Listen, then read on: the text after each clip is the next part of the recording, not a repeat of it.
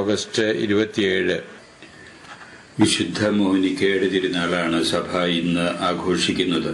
Monica ക്രിസ്തുവർഷം 332 ആഫ്രിക്കയിലെ Carthage എന്ന പട്ടണത്തിലാണ് ജനിച്ചത്.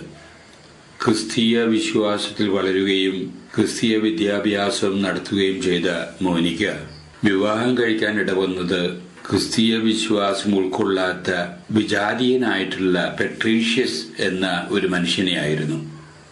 അങ്ങനെ മോനിക്കയുടേത് ഒരു മിശ്രവിവാഹം ആയിരുന്നു. അതുവഴി വിവാഹിതർക്കും അതും മിശ്രവിവാഹം നടത്തിയവർക്കും സ്വർഗരാജ്യം അന്യമല്ല എന്ന് മോനിക്ക തന്റെ ജീവിതത്തിലൂടെ തെളിയിക്കുകയാണ്. വളരെ വിരോധാഭാസം എന്ന രീതിയിൽ നമുക്ക് അതിനെ കാണാം എന്ന് വരികിലും ദൈവത്തിന്റെ പരിപാലന വളരെ സവിശേഷമായിട്ട് നമുക്ക് ഇതിൽ ദർശിക്കാവുന്നതാണ്. മോനിക്കയുടെയും പട്രീഷ്യസിന്റെയും സ്വഭാവം ഭിന്ന ധ്രുവത്തിലായിരുന്നു. മോനിക്ക വളരെ ക്ഷമാശീലയും സ്നേഹസമ്പന്നനുമായി ഇരുന്നു എന്ന് വരികിൽ പട്രീഷ്യസ് കോപിഷ്ഠനും താന്തോന്നിയുമായിട്ട് ജീവിതം നയിച്ചിരുന്ന ഒരു യുവാവായിരുന്നു.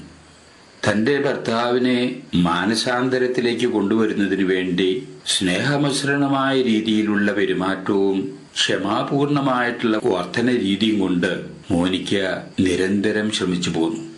അതിന് ഉപോത്ഫലകമായിട്ടുള്ള പ്രാർത്ഥനയും പ്രായശ്ചിത്ത പ്രവൃത്തികളും മോനിക്കയുടെ ഭാഗത്തുനിന്ന് ധാരാളം ഉണ്ടായി. അവസാനം മോനിക്ക വിജയിക്കുക തന്നെ ചെയ്തു.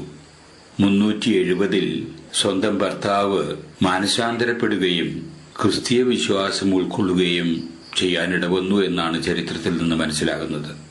ഒരു വർഷം കഴിയുന്നതിന് മുമ്പ് തന്നെ 371 പട്രീഷ്യസ് മരിക്കാനിടവരുന്നു. ഈ ദമ്പതികൾക്ക് 2 ആൺമക്കളെയാണ് ദൈവം കൊടുത്തത്. പിന്നീട് വിശ്വപ്രസിദ്ധനായി തീർന്ന സെന്റ് അഗസ്റ്റിൻ മൂത്ത മകനായിരുന്നെങ്കിൽ നബീജിയസ് എന്ന് പറയുന്നവനായിരുന്നു ഇളയവൻ. പിതാവിന്റെ മരണത്തിന് ശേഷം അമ്മയുടെ സംരക്ഷണവും പരിപാലനയും ഒക്കെ അഗസ്റ്റിൻ വഴിമാറിപ്പോയി. ബുദ്ധികൂർമ്മതയുണ്ടായിരുന്ന ആ യുവാവ് അമ്മയിൽ നിന്നകന്ന് കുത്തഴിഞ്ഞ ജീവിതത്തിലൂടെ നടക്കാൻ തുടങ്ങി. ഇത് അമ്മയെ വളരെ ദുഃഖിപ്പിക്കാനിടവന്നു. അമ്മ താൻ വിശ്വസിക്കുന്ന ദൈവത്തിനോട് മുട്ടിപ്പായിട്ട് മകന്റെ മാനസാന്തരത്തിന് വേണ്ടി പ്രാർത്ഥിച്ചിരുന്നു. മകൻ ഇതൊന്നും ചെവിക്കൊള്ളാതെ കാർത്തേജിലുള്ള മകന്റെ പഠനം കഴിഞ്ഞതിനു ശേഷം മനിക്കേൻ ഭാഷാണ്ഡ ചിന്തയാൽ ആകർഷിതമായി ക്രിസ്തീയ വിശ്വാസ ജീവിത രീതിയിൽ നിന്നൊക്കെ തെന്നിമാറി അവൻ അവന്റേതായിട്ടുള്ള ലോകത്തിലൂടെ നടക്കാൻ തുടങ്ങി. ആ അവസരത്തിൽ കാർത്തേജിലെ പഠനം കഴിഞ്ഞ് ഇരിക്കുന്ന അഗസ്റ്റിൻ റെട്രിക് പഠിക്കുന്നതിന് വേണ്ടി റോമിലേക്ക് പോകാൻ തീരുമാനിക്കുന്നു. ഈ വാർത്ത അറിഞ്ഞ അമ്മ മകനെ അതിന് മുടക്കി എന്ന് വരികിലും മകൻ ഒളിച്ചോടുന്നു റോമിലേക്ക്. അവിടെ റെട്രിക് പഠിക്കുക എന്നുള്ളതാണ് അവൻ അവന്റേതായിട്ടുള്ള കുത്തഴിഞ്ഞ ജീവിതം അവിടെ തുടരാൻ വേണ്ടി കൂടിയായിരുന്നു അഗസ്റ്റിൻ റോമിലെത്തിയത്. ആകസ്മികമായി എന്ന് തന്നെ പറയാം. മിലാൻ കത്തീഡ്രലിൽ അന്ന് മെത്രാപ്പോലിത്തയായിരുന്നത് മഹാപണ്ഡിതനായിട്ടുള്ള വിശുദ്ധ അംബ്രോസ് ആയിരുന്നു.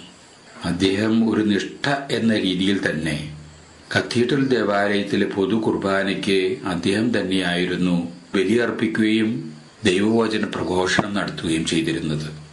എങ്ങനെയോ ഒരു ദിവസം അഗസ്റ്റിൻ ഈ പ്രഭാഷണങ്ങൾ കേൾക്കാൻ ഇടവന്നു. അഗസ്റ്റിന് അത് വളരെ ആകർഷണീയമായി തോന്നി.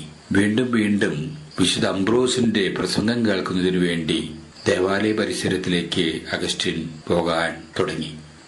അഗസ്റ്റിന്റെ ചിന്താരീതിയിലെ വ്യതിയാനം വരുത്തുന്നതിന് വളരെയേറെ സ്വാധീനം അംബ്രോസ് മെത്രാപ്പോലിത്തയുടെ പ്രസംഗങ്ങള് സഹായിച്ചിട്ടുണ്ട് എന്നുള്ളതാണ് ചരിത്രത്തിൽ നിന്ന് നമ്മൾ മനസ്സിലാക്കുന്നത്.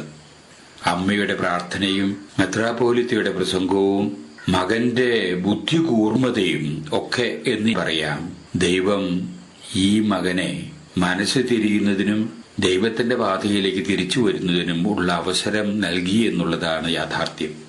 അത് സംഭവിച്ചത് 387 387 അഗസ്റ്റിൻ അംബ്രോസ് മെത്രാപ്പോലിത്തയിൽ നിന്ന് തന്നെ മാമോദിസ സ്വീകരിക്കുകയും ക്രിസ്തുമതത്തിന്റെ ദാർശനിക ചിന്തയ്ക്ക് അടിസ്ഥാനമിടാൻ ഇടവരുന്ന അത്രയേറെ സംഭാവനകൾ നൽകാൻ ഇടവന്ന വലിയൊരു വ്യക്തിയായിട്ട് അഗസ്റ്റിൻ പിന്നീട് മാറി. അങ്ങനെ അഗസ്റ്റിൻ റോമിൽ താമസം തുടങ്ങിയെന്ന് അറിഞ്ഞ അമ്മ ഇളയ മകനെയും കൊണ്ട് തന്റെ മകനെ മനസ്സ് ധരിപ്പിക്കുന്നതിന് വേണ്ടി കൂടെ എന്ന ഉദ്ദേശത്തോടുകൂടെ കാർത്തേജിൽ നിന്ന് റോമിലേക്ക് താമസം മാറ്റുകയാണ്.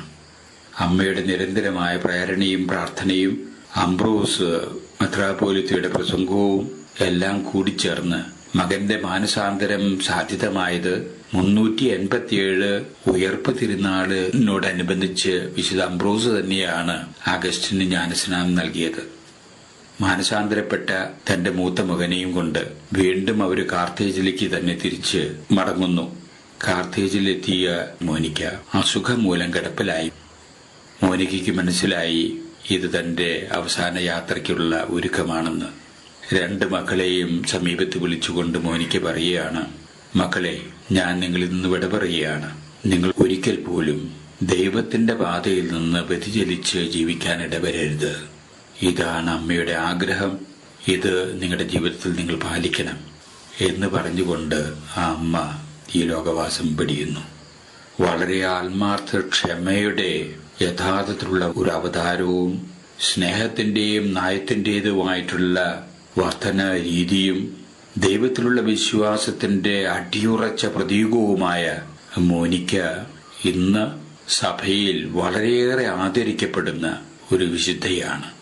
ആ മോനിക്ക അമ്മയുടെ തിരുനാൾ ആഘോഷിക്കുന്ന ഇന്നേ ദിവസം ആത്മാർത്ഥതയോടുകൂടെ, പ്രതിബദ്ധതയോടുകൂടെ, നിഷ്ഠയോടും ചിട്ടയോടും കൂടെ നമുക്കായിട്ട് ലഭിച്ചിരിക്കുന്ന ജീവിതം അത് ജീവിച്ചു തന്നെ അവസാനിപ്പിക്കാനുള്ള കൃപയ്ക്കു വേണ്ടി നമുക്ക് അപേക്ഷിക്കാം.